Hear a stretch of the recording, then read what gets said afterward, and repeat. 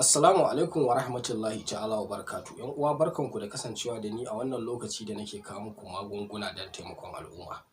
Ina wanda yake fama da matsala ta yawan mafarkai na ban tsoro, ko kuma kaga idan kai mafarkin ma wani lokaci zaka nemi mafarkin ka rasa ka manta da shi, ko kuma ka dinga yawan samun faɗuwar gaba, yawan waswasi da kuma yawan firgici a bacci da sauransu.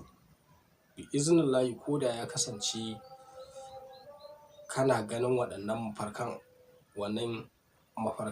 kana ganin sa a zahirinka, so bi iznillahi in dai kana fama da wannan matsala, da yawa irin wannan matsala iska ce take damun mutane, take haddasa musu irin wannan. Sai ka ga mutum yana ta yawan mafarkai. So hakika akwai iskokai nau'i. Akwai waɗanda ake iya tura wa mutum su domin su ɓata wa mutum harkokin wanda yake na neman kuɗi. Akwai kuma waɗanda suke zuwa domin irin jinnul ashik ne, saboda soyayya haka kawai za su dinga sa maka yawan waswasi, faɗuwar gaba a kowane lokaci. Akwai waɗanda za ga suna iya ma shiga tsakaninka da iyalinka ko kuma abokan harkokinka, ko da yaushe kana ga ranka yana yawan ɓaci da sauransu. Sannan akwai wanda suke saruƙul jinnu, waɗanda suke lalata wa mutum kuɗi, waɗanda idan ka samu kuɗi za ka ga kuɗin suna lalacewa.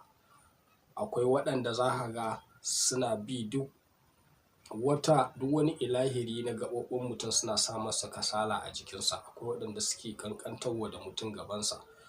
So tari akwai iska da take auren namiji, sai ya kasance ma baya sha'awan mata kwata-kwata, ko kuma ka ga gabaki ɗaya ma ko da ka je wa iyalinka ba ka iya yin wani aikin kirki. So bi iznillahi duk mutumin da yake fama da matsala irin wannan waswasi, iska, shaiɗanu, bi iznillahi ka ɗauki lambata ka kira ni a waya. Bi iznillahi akwai magungunan da in dai kai amfani da su da yarda Allah za ka samu waraka. Ma anzalallahu da'an illa wa anzalahu shifa. Allah bai saukar da cuta ba sai dai haɗo ta da maganinta. Bi iznillahi da wannan nake cewa assalamu alaikum wa rahmatullahi ta'ala wa barakatuh.